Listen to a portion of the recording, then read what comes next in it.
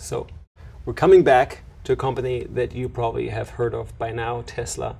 And as I said in the very introduction, I do own a Tesla Model 3, and my wife actually loves it so much that she barely lets me drive it. So there's a personal connection here. I'm biased. I'll share this out loud. And the point of this conversation is clearly to understand, from a CEO perspective, what can we learn from Tesla? What can we learn from Elon Musk in this context that we're trying to get people, CEOs, to pivot their own organizations towards becoming part of the solution rather than the problem? Anything that stood out for you? Yeah, this is someone that's definitely ahead of his time. He has a clear purpose and is doing anything necessary to achieve that. I think his goal pretty much was, renewable energy, and to build businesses that was big on clean energy and producing clean energy and tackling these environmental issues.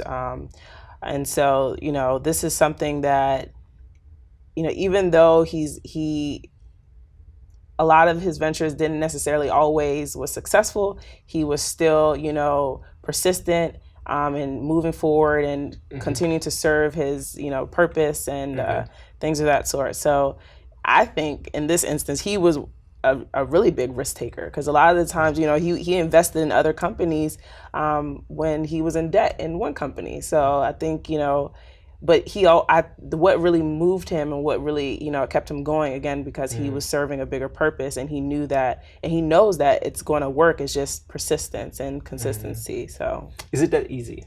Is that what you need to take away as a CEO? I'm just going to be like persistent, and I know it's going to work. Is it that easy? No, but I think that if you are certain, whatever that the goal that you're trying to achieve, if you know what that is, you move along the way, and whoever is going to help and add on to your goal and move forward with it.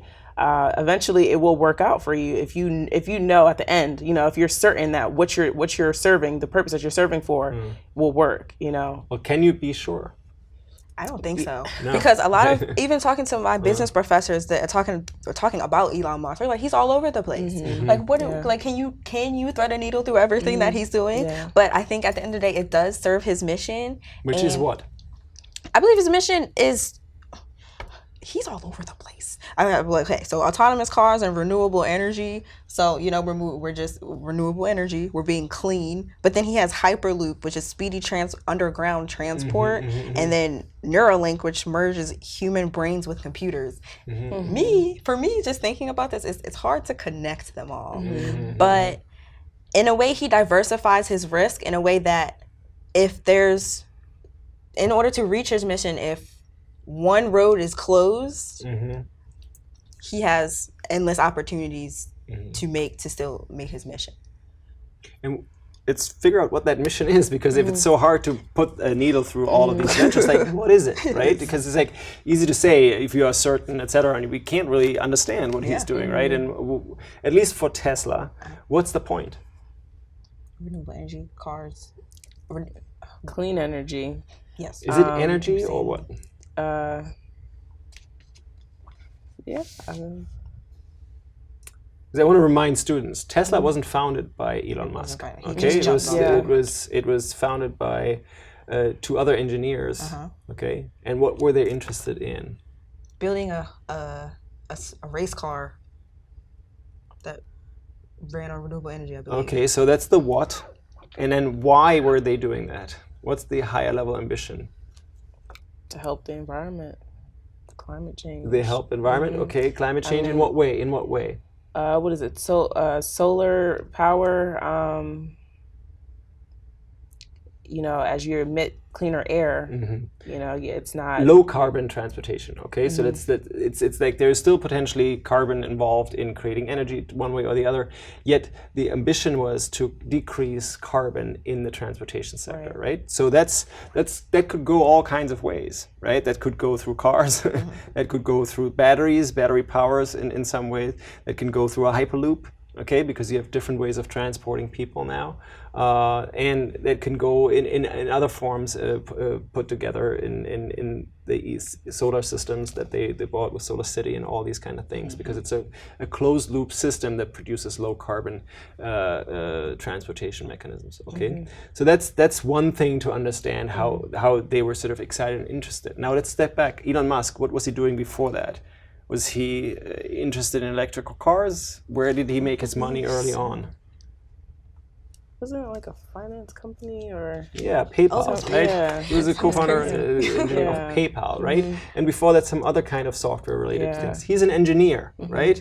He was interested and excited in doing things, and an engineer has a problem-solving mindset, right?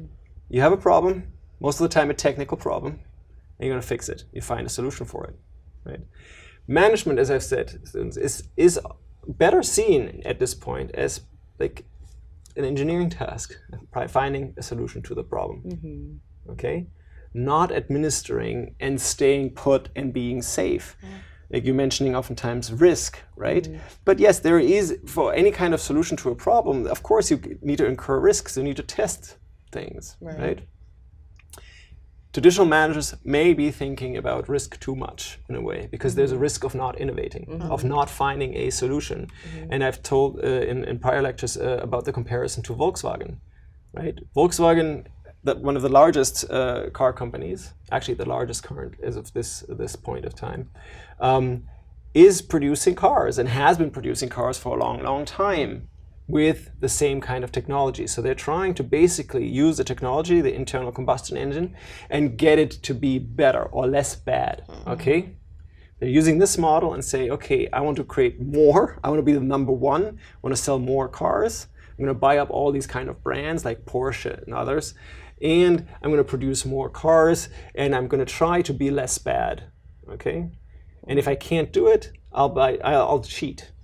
I'll cheat. So in the US, they were caught for cheating because the emissions were higher than they were supposed to be.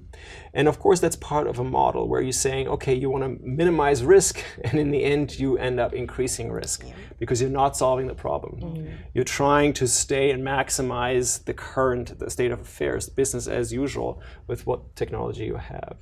Okay, and Elon Musk came in and said, okay, this is already clear that this is not a workable model. It at best gets less bad. The internal combustion engine will always produce emissions, carbon dioxide emissions, right? So no matter how few I get them, there will still be bad emissions, right? So I need to find a different way of creating an engine. And the engine was around.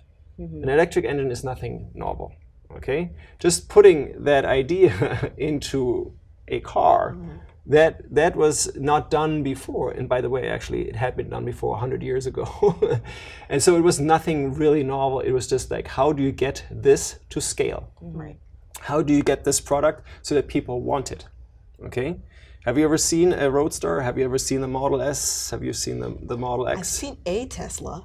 I don't know which one it is, though. I think it looks like a sock right now in the highway. It looks very nice. Very nice. Okay. What do you think? Yeah, it's the design is very nice. Very appealing, Yeah, and that's very by appealing, design. Okay, it's like, okay, environmental sustainability used to have the kind of muesli and wool kind of hippie context to it. People that were aesthetically sort of interested, they actually said, this is horrible, okay? And I know I have students that sort of say they were very aesthetically interested in fashion, etc., and then they come to be sustainable, and then they start wearing all these kind of old clothes, and they sort of deny their kind of ambition towards being aesthetically pleasing. Yet what Tesla did, and what Elon Musk was very clear about, sustainability needs to be sexy. Environmental sustainability needs to be hip, okay, and desirable. And before that, most of the solutions in the area of environmental sustainability weren't. And he was able to use what typical marketing people would be doing and turn a product that was better for the world into a more desirable product so that people want it. My wife wants that car. It's crazy to me, right? Because he didn't want the electric Golf I was driving before. I thought it was a much better car. But now that Tesla, I can't get my handle on. Right. Yeah. And she says now, I want to sell my other SUV so I can get a Tesla. My wife is not very interested in sustainability per se, right? But the point is that you can make a product so desirable that it speaks to these fundamental human desires, and then you can create something that's better for the world, that's also more desirable for people. Right? This is a psychological genius. Right? It is. And so if you can do that and you make it exciting, you can make it something that's like hip, then you have found a good product, a good service. Okay, people want it because it's better. Yeah, it is not more, it is better. Okay, I can buy the Golf, I can buy whatever, maybe for cheaper, but people would want to get better and maybe pay more. And we waited for a long time. For the I'm car. glad that he's starting to come out with, more inexpensive cars now. He used the profits from, the first model to be able to kind of, target yet other, different populations, different target markets. So And that was intentional, right? They knew from the get-go they want to go to scale. Like Aravent, they want to go to scale. Yeah. How do you do that if you want to have massive impact? Right. You can't stay small and focus on one thing unless you're very clear that's how you just by the necessity of it Right. have to start. And then you use the funds of the very expensive Roadster to funnel into production of a less expensive but still desirable high-class Model S, Model X, and then you go towards a Model 3 that they wanted to call the Model T, because the Model T was the most sort of used car in the Industrial Revolution by Ford, right? That was the mass-produced car that existed. So they wanted to mimic that. So they wanted to go scale from the get-go. Now, one other thing that I want to point out is that Elon Musk is actually potentially a very good example of a social entrepreneur. Because he does a lot of things, right? You were saying you kind of confused SpaceX, whatever, Neuralink, all kinds of things, the Hyperloop. He put all the patents at some point online, suggesting that, okay, Tesla is a small company, but the technology is so important that every company, every car company should be using it. Right. So he basically offered it to every car company and said, here, take it. Yeah. And they can do what they want. Yeah. That's revolutionary, right? And that sort of fits the bill of a social entrepreneur. It basically says, I want to solve the problem. I'm okay putting myself out of business. Tesla doesn't need to exist. If GM, if Ford, if Volkswagen, all these companies produce low carbon emission vehicles, right? That's actually better. Then he can go on. He can go on to other kinds of endeavors, right? Because there's so many problems that require solutions. And in fact, when you have solved one problem, sometimes you get bored, right? And move on to the next one. So in that sense, I'm just pointing this out. This is something that any CEO can learn from Elon Musk, I would say. This kind of thinking, that kind of engineering thinking, the kind of mindset of a social entrepreneur. I'm solving a problem and I want to go to scale, because this is a big global problem and we're going to need to solve it at scale. We can't stay small. Okay, so Volkswagen actually now adopted this as a strategy after the scandal, after refusing it for a long, long time. And they now say by 2022, I think they all want to have just electric cars. Which is kind of stunning, right? But Elon Musk in that sense potentially has had some big impact and success. Okay, and of course he's a genius, and people look up to him as a hero, as a risk taker, and all these kind of things. And that's not necessarily what helps us as CEOs, students, as you, to understand what is replicable. Because if you just say this is an exceptional man, a genius, etc., then you basically just say, okay, it's for a few. It's not something that anybody else can do. And I think there's a lot that can be replicated. Okay, not everybody will have that mind, but the mindset can be adopted.